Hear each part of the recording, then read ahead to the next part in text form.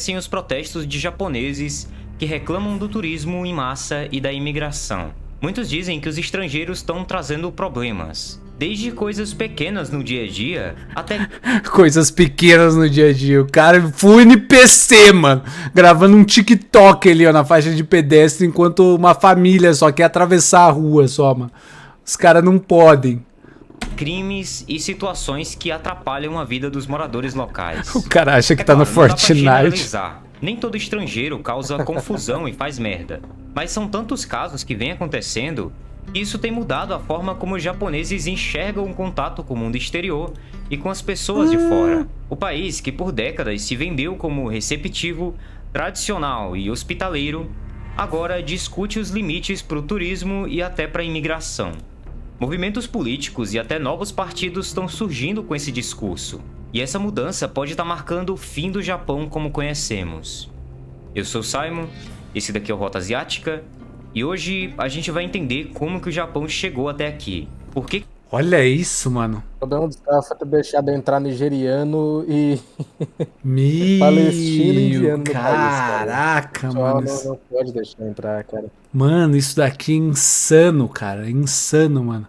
Imagina, cara, você querendo ir pro seu trabalho e você não pode ir pro seu trabalho porque tem uns malucos protestando pra Free Palestine, tá ligado? Fica tipo, pá, vai se ferrar, mano. que o Japão talvez esteja prestes a se fechar pro mundo novamente e o que tá causando tudo isso?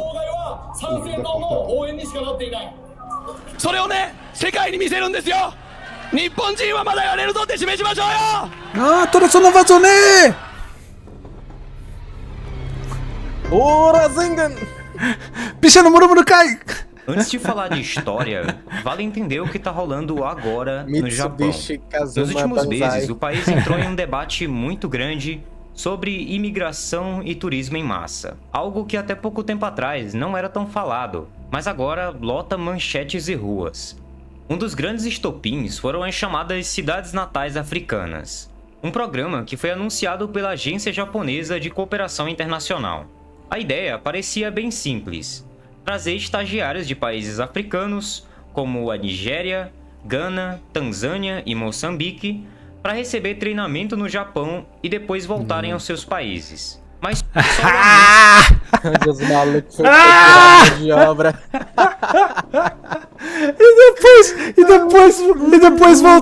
E depois voltarem a seus países. É cada uma, mano. Vão sim, confia, eles vão voltar pro país deles. Vão. Isso já causou um barulho enorme.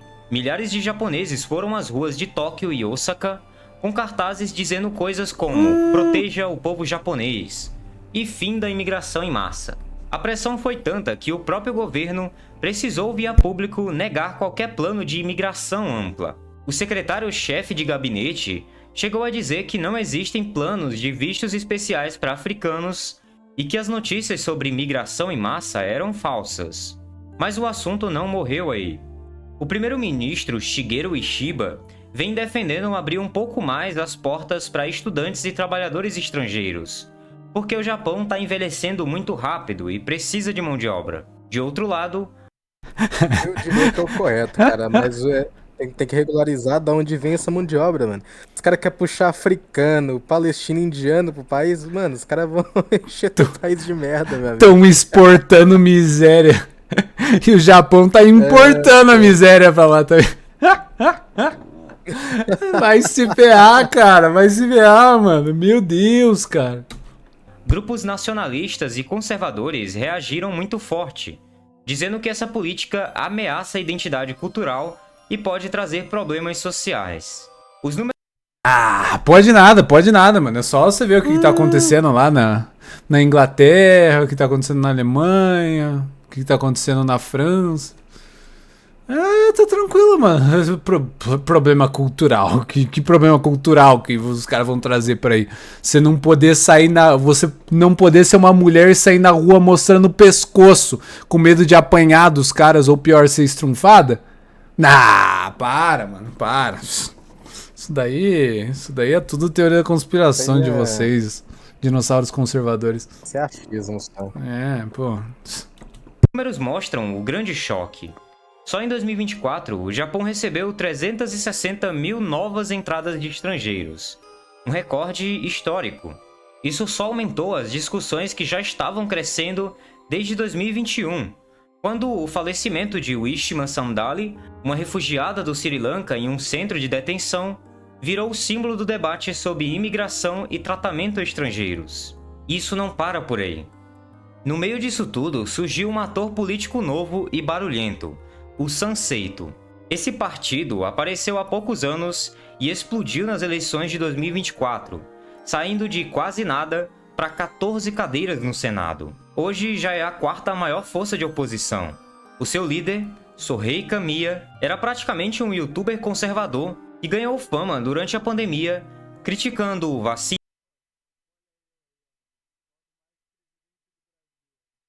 o globalismo e a imigração.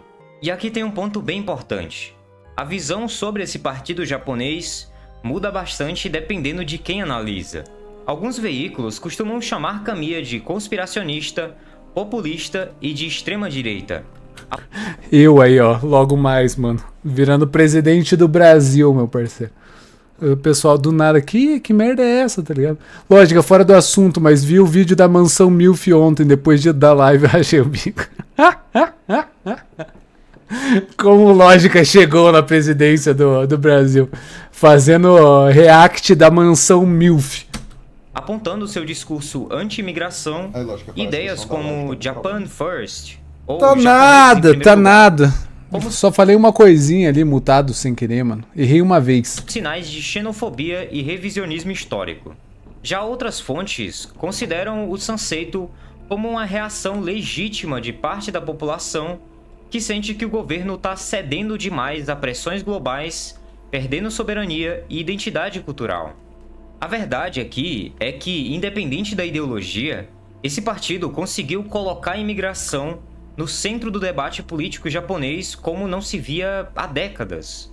E mesmo que analistas digam que o sucesso deles pode ser passageiro, a pressão que eles já estão fazendo aos grandes partidos, como o Partido Liberal Democrata, endurecem o tom sobre imigração e turismo. Tudo isso mostra um Japão dividido. De um lado, a necessidade de trabalhadores estrangeiros e o turismo que movimenta bilhões. Do outro, um medo crescente de perder o controle sobre a cultura, a segurança e até a sua vida cotidiana. É só não se desesperar, mano. É igual o Azael falou aí, cara. Da onde que você vai importar esses trabalhadores, tá ligado? Pô, importa de um lugar que você não tenha tantos problemas, né? Pô, mas agora você vai importar o pessoal lá que quer o Sharia Law, tá ligado? Ou uns nigerianos lá, pô, mano, aí você tá muito na merda, cara. Muito na merda. Você tá pedindo pro seu país ser tomado. Você tem que saber de onde que você vai importar essa mão de obra aí, fazer incentivos bons para que pessoas boas venham viver no seu país. E é aquilo, mano. Aí você tem que fazer essas pessoas se adequarem à sua cultura. E não o inverso, cara. Não, tipo, o problema dos países da Europa foi isso, né? Os caras, não, ó, multiculturalismo aqui, não existe cultura que é melhor do que a outra. Todas as culturas são boas iguais. Ah, é? Vai nessa, meu parceiro. Aí você começa, né, com a cultura lá que, pô, a mulher não pode nem mostrar o pescoço, a mulher mostrou uma parte do braço ali, os caras já estão estrunfando ela já. Pô, nossa, que cultura maravilhosa. Essa cultura não é pior nem melhor do que outras. Pô, vai se ferrar, cara. Que bando de desgraça. Mas para entender como que um país que parecia tão aberto a visitantes chegou nesse ponto de tensão, a gente precisa olhar para a história, porque esse choque não veio do nada. Esse clima de rejeição, de protestos e até novos partidos com o discurso de Japan First é resultado de uma série de coisas que aconteceram ao longo da história. E para entender por que os japoneses estão tão incomodados hoje, a gente precisa voltar um pouco no tempo. O Japão, por muito tempo, foi um dos países mais fechados do mundo. Lá no século 17, eles entraram num período chamado Sakoku, que significa literalmente país fechado. Sakoku. Durante mais de 200 anos, quase nenhum estrangeiro podia como é entrar que é? e praticamente nenhum japonês podia sair. A ideia era se proteger das influências externas, tanto religiosas quanto políticas, e manter a cultura japonesa pura e intacta. Isso só começou a mudar a partir do século XIX, quando os navios de guerra americanos chegaram batendo a porta do Japão, literalmente. Foi o famoso episódio do Comodoro Perry, em 1853, que obrigou o país a abrir os seus portos. A partir daí, o Japão foi forçado a se modernizar e a interagir mais com o resto do mundo. Mas mesmo assim, a abertura foi controlada, sempre com uma certa desconfiança de estrangeiros. Mas tem que ser, cara, mas tem que ser. É o esquerdismo falando pra esses doentes aí de tipo, não, mano, você não pode ficar desconfiado dos estrangeiros, você tem que deixar um estrangeiro entrar na sua casa e ter total confiança nele, tipo, não importa quem ele seja, não importa o que ele faça. Cara, que mentalidade doente. Mano, você tem que estar atento, você tem que estar vigiando os estrangeiros que estão dentro do seu país. E eu tô doido? Eu tô ficando maluco ou isso é óbvio? Meu Deus! Depois da Segunda Guerra Mundial, aí sim o Japão se transformou de uma vez por todas. Com a derrota e a ocupação americana, o país teve que se reinventar. Eles adotaram uma constituição pacifista, se aproximaram do Ocidente e entraram numa fase de crescimento econômico incrível. Nas décadas de 70, 80 e 90, o Japão virou um símbolo de tecnologia, cultura pop e até de hospitalidade. Dá até pra sentir aquele gostinho de nostalgia do city pop japonês.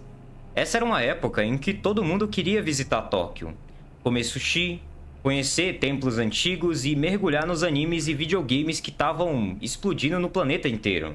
O Japão ganhou fama de ser um país receptivo e ao mesmo tempo moderno. Isso criou uma imagem internacional muito positiva, quase como se o Japão fosse um paraíso cultural aberto para o mundo inteiro visitar e admirar. Mas essa imagem bonita tinha um detalhe. O Japão ainda era muito seletivo com estrangeiros que queriam ficar de vez no país. O turismo era muito bem-vindo, mas a imigração nem tanto. O Japão virou a fábrica do mundo. Exportava Toyotas, Walkmans, videogame. Aquele meme do macaco, mano, escutando o rádiozinho é muito bom. Animes, mas não importava quase nada de gente. Esse equilíbrio funcionou por algumas décadas, mas acabou sendo um dos motivos que ajudou a criar a crise como vemos hoje. Eles não faziam ideia do que aconteceria nos próximos anos. A porta entreaberta. Imigração para salvar a economia. Um dos primeiros sintomas começou por volta de 2010, quando o Japão começou a perder gente, literalmente. A população chegou a encolher mais de 500 mil pessoas por ano. Faltava trabalhador em fábrica, em obra, em fazenda, até em restaurantes de sushi. Sem gente jovem, a máquina econômica japonesa começou a engasgar. O governo tentou resistir, mas chegou uma hora que não dava mais. Em 2019... Cara, eu realmente penso às vezes assim, cara. Às vezes eu paro pra pensar e penso, cara, eu devo estar doido, eu devo estar maluco.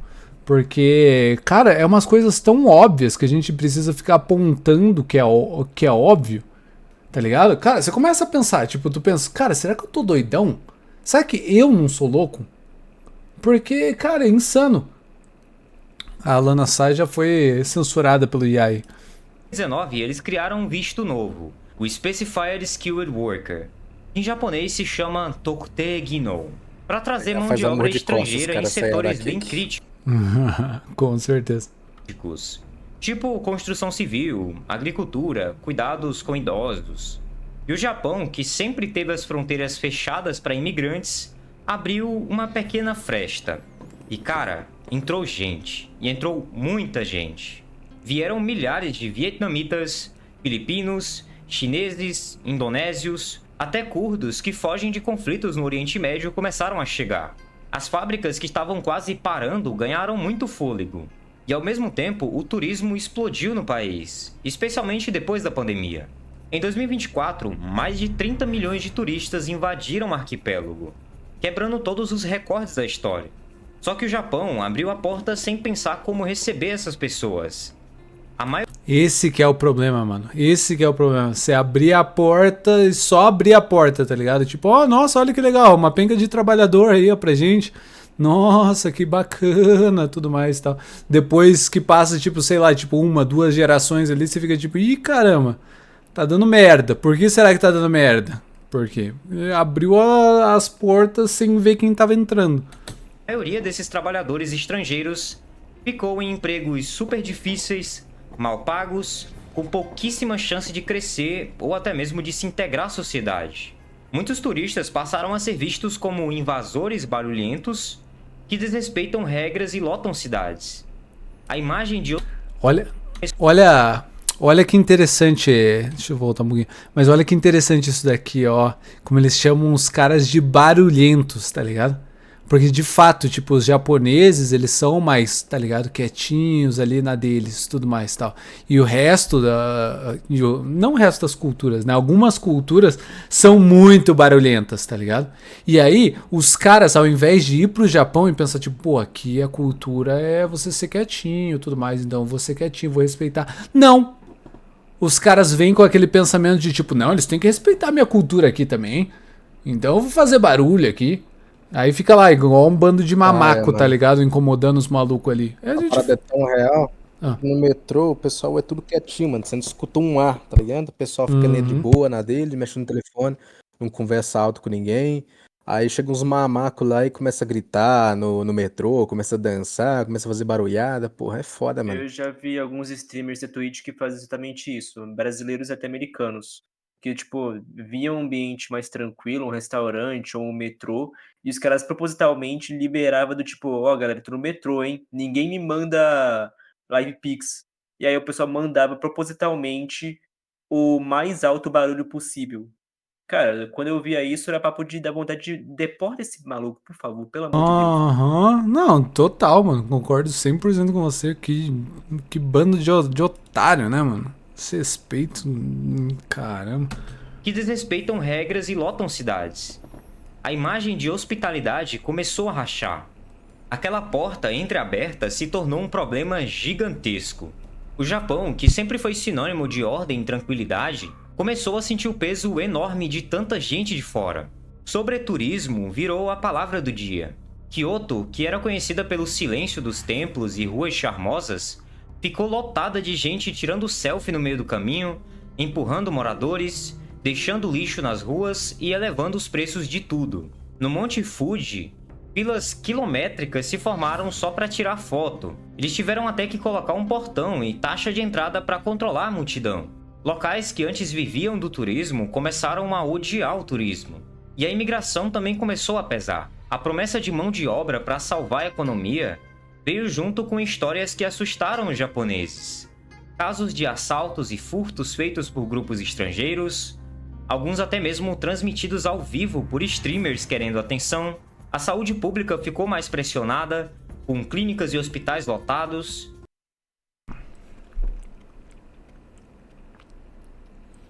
A skin dos malucos.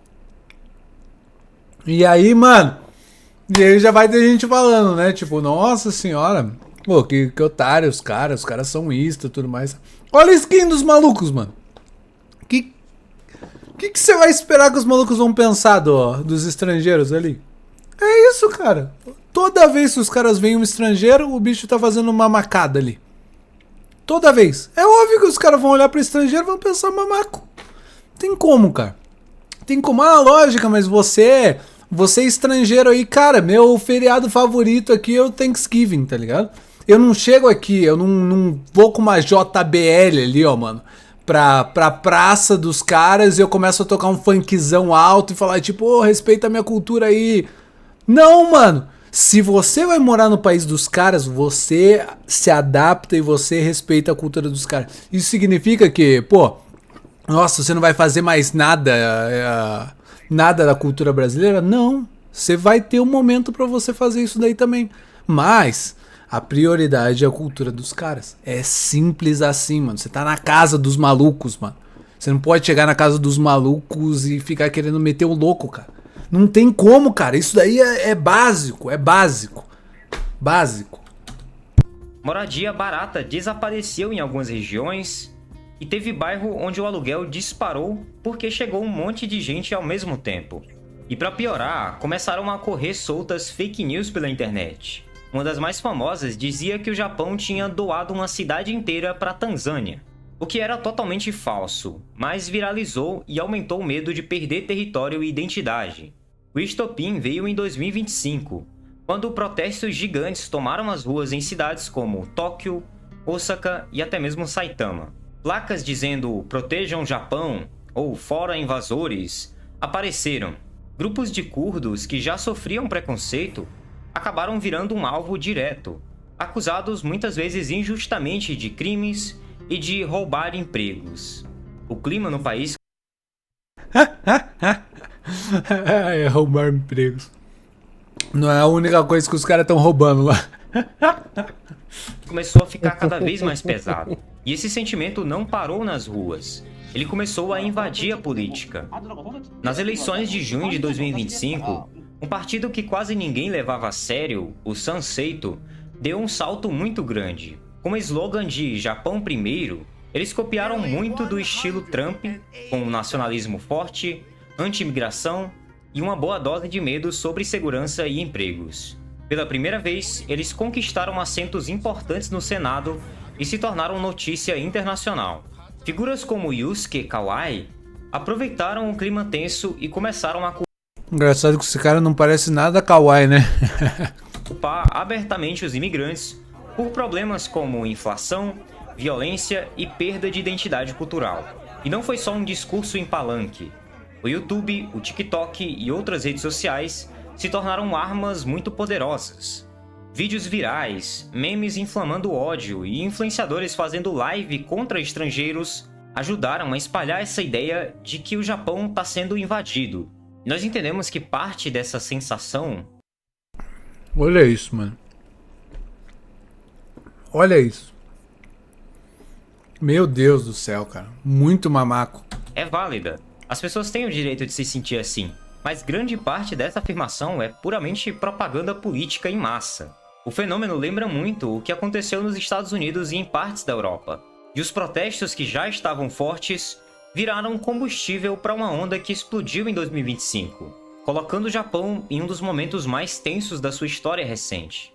Entre junho e setembro de 2025, o Japão entrou num clima que ninguém imaginava ver. Cidades conhecidas pelo silêncio e organização, como as cidades que eu falei, foram tomadas por protestos gigantes contra a imigração e o turismo destrutivo.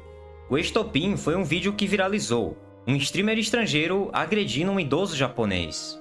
Bastou isso daqui para incendiar redes sociais e virar um símbolo de que o Japão está perdendo o controle.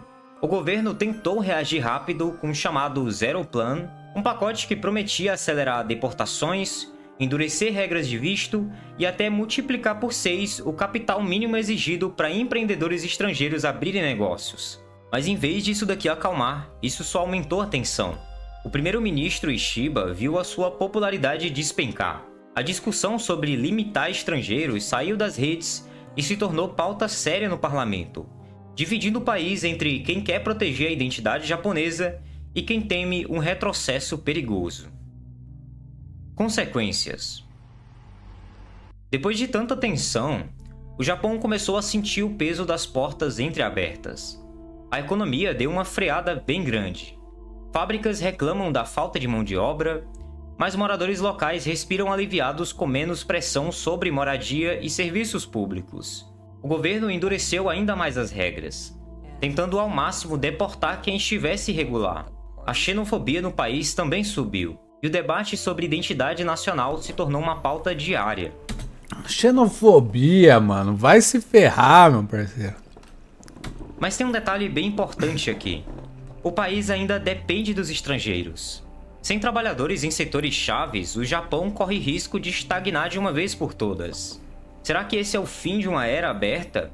Ou um período de adaptação onde o país tenta equilibrar segurança, economia e identidade? O que a gente está vendo aqui é um país no limite entre se fechar e se adaptar, tentando proteger a sua identidade sem sufocar o crescimento. É um cenário bem difícil, mas que mostra como que as decisões históricas e econômicas têm efeitos ao longo das gerações. O Japão que a gente conhecia, com um turismo tranquilo, ruas organizadas, sushi e cultura pop para o mundo inteiro, tá mudando aos poucos diante dos nossos olhos. Mas será que essa crise vai levar ao fim do Japão aberto? Ou será que vai surgir um novo modelo mais equilibrado e menos perigoso? A gente não tem resposta para isso aqui ainda. É tudo muito recente, isso está acontecendo em tempo real, a gente vai descobrir mais coisas em breve. Mas comenta aí embaixo o que você pensa sobre tudo isso, qual que você acha que é a solução para o Japão nesse momento. Muito obrigado por assistir até aqui. Eu vou continuar conversando aqui com vocês nos comentários. E eu vejo vocês nesse vídeo que está aparecendo aqui na sua tela. Até mais. Vamos lá. Tem que comentar aqui. Tem que se livrar dos mamacos.